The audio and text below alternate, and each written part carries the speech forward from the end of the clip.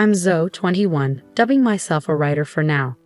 With me is my older brother, Mr. Axel Reyes, age 30, navigating the corporate world post-college. We lost our parents tragically in a car accident when I was in 9th grade. The shock threw me into a deep depression, rendering me a recluse, unable to attend high school. Thanks to my brother's unwavering support, I sought help and gradually regained my footing. Our parents' passing left my brother, fresh out of college, shouldering the responsibility of caring for me. Amidst his own challenges, he took on household chores and supported me emotionally. Slowly, I emerged from my isolation, starting with small tasks like tidying my room, eventually reclaiming a semblance of normalcy with my brother's guidance. Now, we reside together in our childhood home, dividing household duties. Given my work-from-home status, I handle meal preparation and grocery shopping, relishing the occasional outing for supplies. Cooking has become a source of joy. I excel at concocting dishes from recipes discovered online during my hermit days. My brother, akin to a parent figure since our loss, embodies a blend of kindness and discipline. His dedication to education paved the way for a successful career, culminating in a leadership role at a prominent company. Over time, he blossomed socially, culminating in a relationship with Miss Nora Reyes, his now fiancée. When my brother introduced Nora to me, her elegance and warmth immediately resonated. She's a charming office lady at a major food company, a graduate of the same university as my brother. Despite her youthful appearance, her maturity shines through, earning my instant admiration. Nice to meet you, I'm Zoe, the sister. Please take care of my brother, I greeted warmly. Likewise, replied Miss Nora Reyes with a smile. You're such a darling sister. I always wanted a sister, so I'm genuinely thrilled you'll be joining our family, Nora expressed, her smile radiant. Despite her slightly heavy makeup, her warmth was palpable, painting her as a delightful addition to our lives. Curious about me, she inquired, and Axel, my brother, stepped in to field the question. Well, actually, Zoe didn't attend college. When our parents passed away during her 9th grade year, she grappled with mental health issues. It took her some time to overcome, but she's leading a normal life now, Axel explained, his pride in my resilience evident. Surprised, Nora probed further, and I joined in, acknowledging the tumult my illness had caused and expressing heartfelt gratitude for my brother's unwavering support. I understand now, Nora responded, her demeanor shifting slightly. Axel, sensing tension, sought to reassure her, urging her to see beyond appearances. Attempting to lighten the mood, I injected a joke, but Nora's solemn response caught me off guard. In that moment, I sensed there was more beneath the surface of her reaction. As I learned more about Nora's background, it became evident that her family boasted an impressive lineage of academic and professional achievement. Despite the stark differences in our upbringings, I harbored hopes of my brother joining this esteemed family. Amidst wedding preparations and my brother's evident happiness, I lent a hand where I could, finding joy in his joy. Then, one day, my smartphone rang, signaling a potential turning point in our story. Feeling a flutter of nerves, I hesitated before answering the call from an unknown number. But seeing it was displayed, I took the leap. Who is this? I inquired cautiously. Zoe, I'm Nora's mother. Nice to meet you, came the unexpected voice of Nora's mother, who would soon be my mother-in-law. Surprised by the call's source, I braced myself for what might follow. What can I do for you? I asked, my anxiety palpable. Nora's mother broached the topic delicately. I heard from Nora that you didn't attend high school and only graduated from middle school. I swallowed hard, sensing where the conversation might lead. Yes, when my parents died in an accident, I struggled with mental health issues. It took me a long time to fully recover, which is why I couldn't attend high school. Her response was measured yet cutting. I sympathize with your situation, but the fact remains that you only have a middle school education, right? Yes, I confirmed, bracing for what would come next. I have a favor to ask, she continued. Please do not attend Axel and Nora's wedding ceremony. Actually, don't attend at all. I was taken aback by the audacious request, struggling to comprehend its implications. What do you mean? I stammered, trying to make sense of her words. With a blunt sigh, she pressed on. Salon and Nora both graduated from top universities, and my husband and I also graduated from college. Of course, all our relatives have college degrees. You're not very smart, are you? No wonder you only finished middle school." Her words stung, but I listened as she explained further, her tone dripping with superiority. "As I mentioned earlier, our family is made up of elites. Graduating from college is a given, and we hold prestigious jobs like executives at big corporations, doctors, lawyers. These are the kind of impressive people attending the wedding." Slowly, the weight of Nora's mother's words sank in. "So we don't want you, a middle school graduate, at such an event. Actually, we'd rather you not come." I struggled to process her blunt rejection, but I'm the sister of the groom, his only family. I can't just not attend. I protested, a pang of hurt coursing through me. "Please don't come anyway. How could we introduce you, a middle school graduate, to our relatives without feeling embarrassed? Do you understand?" she pressed, her tone cutting. After the call ended, anger mingled with hurt, and I trembled with indignation. It wasn't the first time I faced disdain due to my education level. My parents, too, had harbored similar sentiments, overly concerned with appearances and reputation. Yet, despite their judgment, I never viewed my life as embarrassing. I refused to accept being looked down upon by others. But amidst my frustration, a new conflict emerged. What if my presence at the wedding jeopardized my brother's happiness? Could I bear to see him suffer on my account? Despite the years of support he'd given me, I couldn't bear to be the cause of his distress. In turmoil, I confided in my brother about the situation, fearing his disappointment. To my surprise, his response was unwavering support.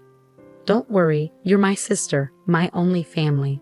Feel free to attend my wedding," he reassured me, his words a balm to my wounded pride.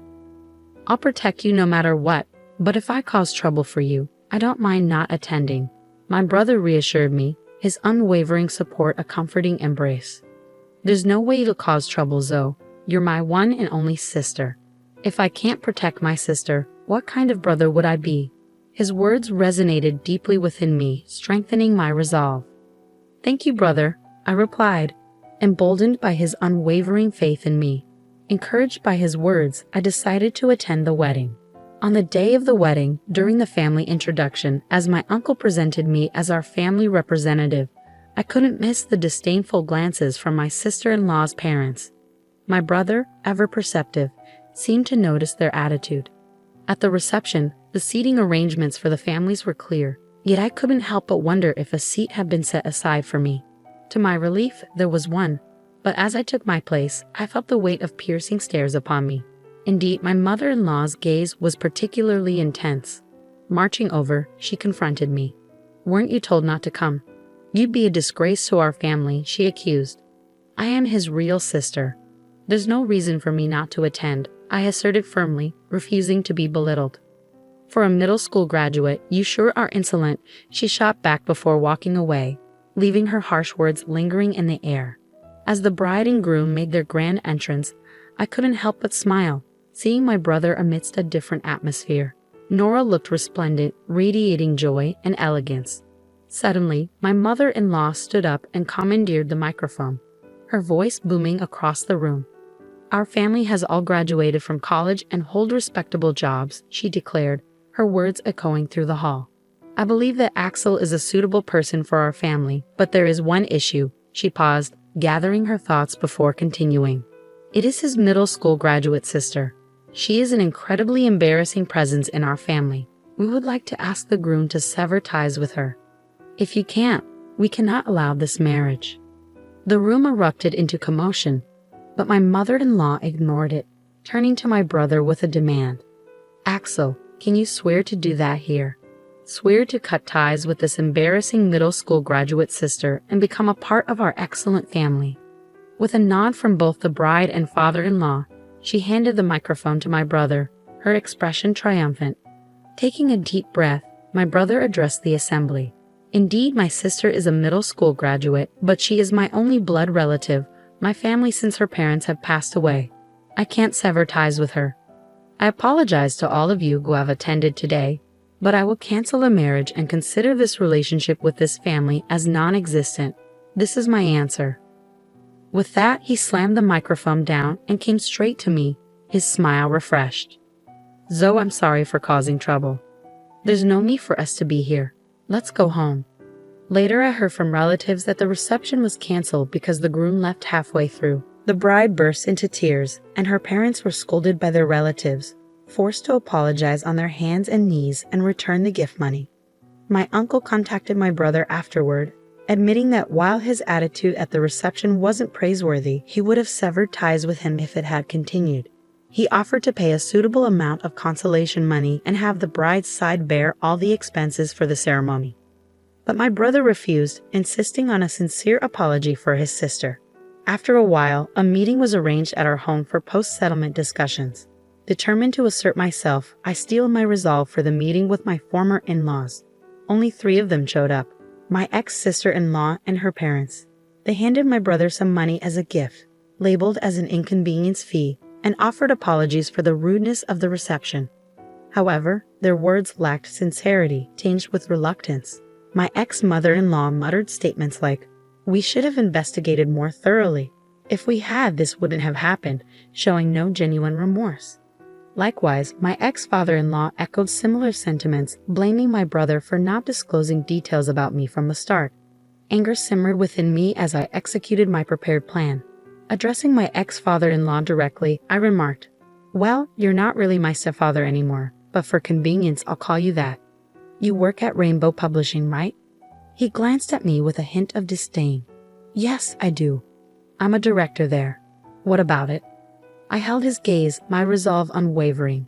"I work with Rainbow Publishing, but I can't bring myself to support a company where you are. I want to terminate the contract, if at all possible." He brushed off my words with arrogance, claiming, "I don't care. There are plenty of workers. It won't have any impact." "Understood. I'll quit immediately, and I'll sign a contract with your rival company," I declared, refusing to be intimidated by his demeanor. With my ex-father-in-law's arrogance on display and my peripheral vision catching the stunned expressions of the others, I stood firm, determined to assert my worth and reclaim my dignity. I dialed the editor at Rainbow Publishing to inform them of the contract termination. There was a stir on the other end of the phone, but I remained resolute, conveying my message before hanging up. Without delay, I contacted the rival company to express my intention to proceed with a contract. Despite my actions, my ex-father-in-law retained his smug demeanor, while my brother, still bewildered, glanced nervously around. Eventually, a call came through to my ex-father-in-law's smartphone. "Hello," he answered, his tone shifting as he listened intently. "It's me." "Yeah? What? The president? What's going on?" His expression paled as he whispered into the phone, and upon ending the call, he turned to me with a newfound gravity. Are you the popular author, Yes Ray?" he inquired, his tone incredulous. "Well, yeah, Yes Ray is my pen name for light novels." "So what?" I replied evenly. "Wait, you mean our president said a popular author is breaking the contract with us, and it's my fault?" He realized, his tone shifting to one of realization. "I simply asked you if it was okay to terminate the contract, and he said it didn't matter. That's all there is to it," I explained, holding my ground. He sighed heavily before continuing, "I apologize. You're in a late, right? Isn't it embarrassing for you to deal with a middle school dropout like me? Sorry." With his apology, I felt a sense of closure, knowing that my decision was acknowledged, albeit through unexpected circumstances. "I apologize, but can you reconsider terminating the contract?" my father-in-law pleaded, his tone marked by an unexpected humility. Curious about his sudden change in attitude, my ex-sister-in-law interjected, "Why would you be so humble to her? You're a middle school dropout after all." Frustrated, I snapped back, "Idiots. You're our publishing house's top author. If you leave, the damage to our company would be enormous. The president told me to take responsibility. At this rate, I'll be demoted." "What? Really? You?" "If that happens, it'll be too embarrassing to associate with the relatives. Please do something," my ex-sister-in-law and her parents pleaded, their confusion and desperation evident. "Please, can you reconsider?" they implored, their voices tinged with desperation. "It's impossible. The matter is settled, so please leave," I asserted firmly, my brother standing by my side in solidarity. "Then please leave as requested," my brother added, his smile brightening as we watched the 3 of them leave, their shoulders slumped in defeat. After their departure, my brother turned to me with a newfound admiration.